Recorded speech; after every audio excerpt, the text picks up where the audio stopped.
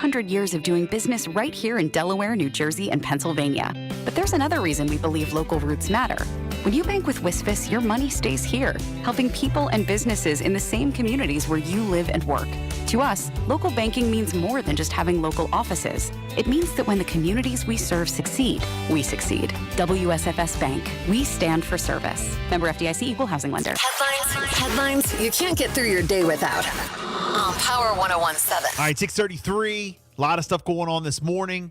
Jess, what you got? All right, so as a substantial percentage of Americans continue to remain unvaccinated against COVID-19, despite months of incentives leading to hospitals filling up again, some to the breaking point, and deaths going back up to more than 1,000 a day as the Delta variant surges, President Biden yesterday ordered new vaccine mandates that cover as many as 100 million Americans. He was speaking from the White House, and he says that everyone has been very patient, but our patience is wearing thin.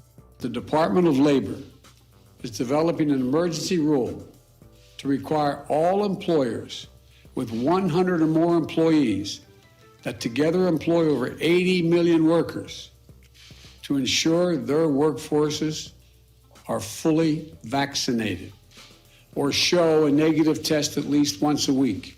Wow. So any employer who has over 100 employees, they're talking about mandatory vaccinations or tested once a week. Weekly, yep. Biden also said the pandemic, politics making people sick and causing people to die. But what makes it incredibly more frustrating is that we have the tools to combat COVID-19, and a distinct minority of Americans, supported by a distinct minority of elected officials, are keeping us from turning the corner. These pandemic politics, as I refer to, are making people sick, causing unvaccinated people to die. Local school officials are trying to keep children safe in a pandemic while their governor picks a fight with them and even threatens their salaries or their jobs. Talk about bullying in schools. If they'll not help, if these governors won't help us beat the pandemic, I'll use my power as president to get them out of the way. Okay. He also says that vaccination will be required for executive branch employees and those who do business with the federal government, as well as workers at health facilities that receive federal Medicare or Medicaid. Private companies with more than 100 employees must either require their workers to be vaccinated or be tested weekly. And he also doubled the fines for passengers who refuse to wear a mask on airplanes and said that the government will work to increase the supply of COVID tests. All right. Also, the Justice Department sued Texas over its new law that bans abortion after just 6 weeks and is enforced by allowing private citizens to sue abortion providers and anyone involved in facilitating abortion, such as someone who drives a woman to the clinic for at least $10,000. Attorney General Merrick Garland said in a news conference that the act is clearly unconstitutional under longstanding Supreme Court precedent, with the lawsuit reading, "It is settled constitutional law that a state may not prohibit any woman from making the ultimate decision to terminate her pregnancy." And Garland also said that the new law with the citizens are called, quote, bounty hunters. The lawsuit seeks an immediate injunction to bar enforcement of the law. About 200 foreigners, among them some Americans, flew out of Kabul airport in Afghanistan yesterday on Qatar Airways, which is a commercial flight that went to Doha. The flight, the first such departure since the U.S. evacuation effort ended, was done with the cooperation of the Taliban. The U.S. State Department spokesman says that 10 U.S. citizens and 11 green card holders were on the flight, which reportedly did include Germans, Hungarians, and Canadians. Apparently, they will have another 200 passengers fly out again today.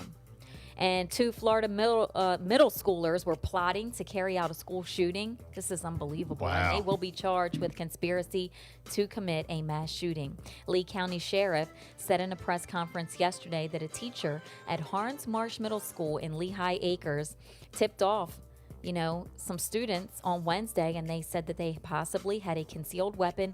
They alerted school administrators and a school resource officer. 2 students, a 13-year-old and a 14-year-old, were extensively studying the 1999 Columbine High School shooting and trying to learn how to make pipe bombs. Searches of their homes did turn up with quote, disturbing evidence, including a gun and several knives, according to the sheriff. And authorities knew of the two students as deputies had visited their homes nearly 80 times combined. Both met the criteria for an evaluation at a mental health facility. Middle schoolers. Yeah, 13 and 14. Middle schoolers. It's unbelievable. Wow. And also, President Biden and some former presidents will attend public events marking the 20th anniversary of 9/11 and the attacks tomorrow. Biden and First Lady Jill Biden will travel to all three states of the attacks, New York City, the Pentagon, and Shanksville, Pennsylvania. Former President Barack Obama and former First Lady Michelle Obama will attend a ceremony in New York as well. And former President George W. Bush, who was president when the attacks took place, and former Lady Laura Bush will travel to Shanksville, and he will give keynote remarks in a ceremony to the families who were killed on Flight 93. I can't believe it's been 20 years. I know. I remember it like it was yesterday. We all do. We all do. Unreal. Yeah, it's a day that we'll never forget. Jess, you got some local stories. And then the Delaware State Police are investigating a school bus crash that left a child injured yesterday afternoon around 3 p.m. A school bus being driven by a 61-year-old female from Harbison was traveling westbound on Burton Road and started to turn right. We're told that the bus driver crossed the roadway, entering a grassy roadway, and started to turn clockwise. Officials say that the bus traveled some distance, sideswiped a tree, continued to spin, and then started to overturn. Then it hit another tree, continuing to overturn while striking a third tree and eventually coming to a stop. There were 8 kids from the Cape Henlopen School District on the bus, and one 11-year-old was transported to a local hospital with minor injuries. The roadway was closed for approximately 2 hours. So that was a scary situation there. And then in Fruitland, this story was trending yesterday like crazy all over social media. The Maryland State Police say that they did charge a man with impersonating a police officer. Here we go. By Comico County. We're told that it is 24-year-old Isaiah Elzy. He did turn himself in to the Maryland State Police Salisbury Barrack yesterday, where he was charged with 3 counts of impersonating a police officer, and he was processed at the police barracks and released. Now, according to the preliminary investigation, troopers received multiple complaints of a man, later identified as Elzy, who was driving a Ford Crown Victoria with no police markings in the area of Route 13 and Zion Road in Salisbury. Witnesses reported that the driver activated his red and blue emergency lights to move traffic out of the way, and he was trying to conduct traffic stops in the same area. Stop. He had to get home. Imagine. He had to hurry up and get home. So with the interviewing of like witnesses and of course monitoring social media yesterday, describing the incidents, troopers, they were able to identify him as a suspect, and they believe that there's like additional victims out there with this case, but he did turn himself in. He was charged and released. Well, that's funny you said that, because I saw yesterday, now that you say that story, I saw yesterday somebody wrote a post on Facebook, and then a friend of mine shared it to his Facebook, and the post was talking about somebody impersonating a police officer and riding around Salisbury. Well, a buddy of mine shared that post on his Facebook and tagged Sheriff Mike Lewis. Oh, God. So I don't know if that had anything to do with getting him, but you said they were following social media. Yeah, they were. Yeah, so. Yep. People were sharing pictures. They even had one picture that was trending with the car behind someone on the side of another vehicle. The lights were on, and maybe he even saw it trending on social media, and he turned himself in. Now look, I don't know about him pulling people over and doing all that, but if you just need to move some cars out of the way. Stop.